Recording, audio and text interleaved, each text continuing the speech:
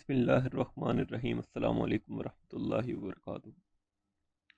جو سورہ ال عمران کی آیت 30 ہے، اس کا آپ اینڈ دیکھیں تو اللہ تمہیں اپنے عذاب سے بچاتا ہے اور اللہ اپنے بندوں پر بہت شفقت رکھتا ہے۔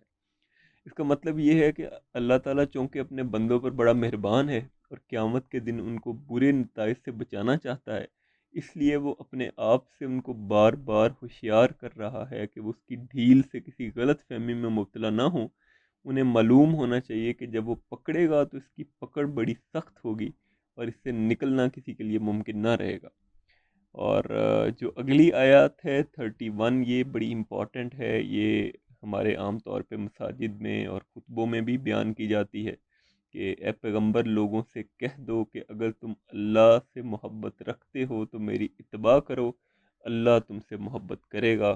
اور تمہاری خاطر تمہارے گناہ معاف کر دے گا، اور اللہ بہت معاف کرنے والا بڑا مہربان ہے۔ اس میں ایک چیز بڑی واضح کر دی قرآن پاک نے کہ اگر اللہ سے محبت کرنے کا کوئی راستہ ہے تو وہ واحد راستہ رسول اللہ صلی اللہ علیہ وآلہ وسلم کی پیروی ہے۔ اس سے ہٹ کر جو راستے نکالے گئے ہیں وہ سارے بدعات میں سے آتے ہیں۔ اور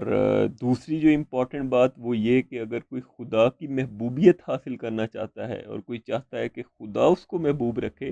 تو اس کا بھی کوئی واحد راستہ ہے تو وہ رسول اللہ صلی اللہ علیہ وآلہ وسلم کی ذات والی صفات ہے، اور آپ صلی اللہ علیہ وآلہ وسلم کی واحد ذات ہے جن کی سنت کو فالو کر کے، جن کی سیرت کو فالو کر کے انسان اللہ کی محبت حاصل کر سکتا ہے۔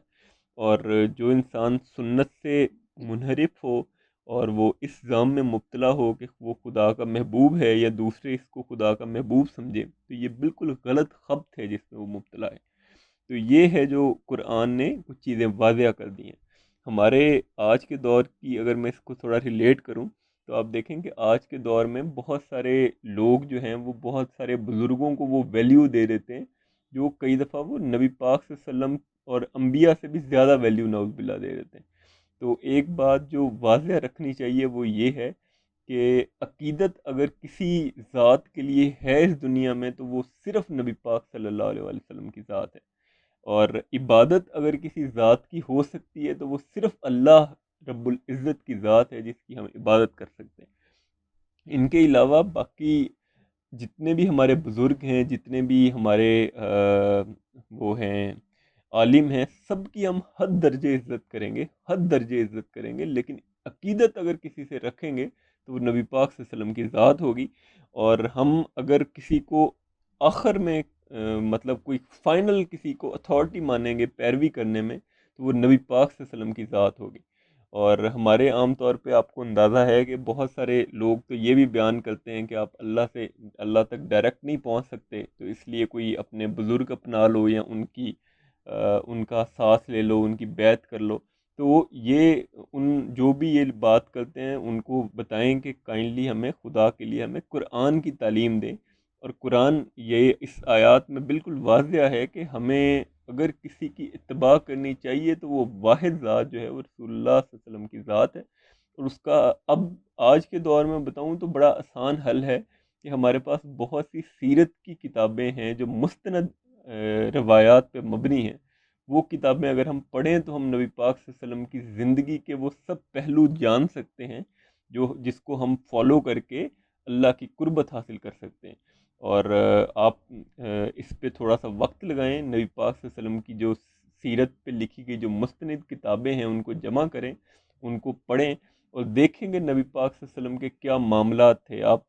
اپنی بیویوں کے ساتھ کیا معاملات کرتے تھے، آپ اپنے غلاموں کے ساتھ کیا معاملات کرتے تھے، آپ اپنے گھر والوں کے ساتھ، اپنے رشتہ داروں کے ساتھ، ایون آپ دیکھیں کہ آپ نہ ماننے والوں مشرکین کے ساتھ کیا معاملات کرتے تھے، آپ منافقوں کے ساتھ کیا معاملات کرتے تھے۔ آپ جب ان کی سیرت کو پڑھیں گے تو اندازہ ہوگا کہ آپ صلی اللہ علیہ وسلم کی ذات تو سر تسر رحمت تھی، وہ بالکل رحمت تھی۔ اور وہ جو قرآن نے بیان کیا کہ ہم نے آپ کو رحمت للعالمین بنا کے بھیجا، تو آپ کی ذات تو ان کا مجموعہ تھی رحمتوں کا۔ تو ہمیں اگر کسی کی زندگی کو فالو کرنا ہے تو وہ نبی پاک صلی اللہ علیہ وسلم کی زندگی ہے۔ تو جب ہم نبی پاک صلی اللہ علیہ وسلم کی زندگی فالو کریں گے تو ہم میں خود بخود یہ فرقہ واریت اور یہ ساری چیزیں ختم ہو جائیں گی، اور ہمارے اندر خدائے یکتا تعالیٰ کی پرستش ہمارے اندر جاگ جائے گی، اور ہم نبی پاک صلی اللہ علیہ وسلم کو مانتے ہوئے، آپ صلی اللہ علیہ وسلم کی زندگی کو فالو کرتے ہوئے ایک اللہ پہ اس طرح سے اللہ کی عبادت شروع کریں گے جس طرح صحابہ کرتے تھے، اور جو قرآن ہم سے چاہتا ہے۔ یہ آج کی تفسیر تھی۔ اللہ پاک ہمیں دین کو سمجھنے اور اس پہ عمل کرنے کی توفیق عنایت فرمائے۔ جزاکم اللہ خیر۔ السلام علیکم ورحمۃ اللہ وبرکاتہ۔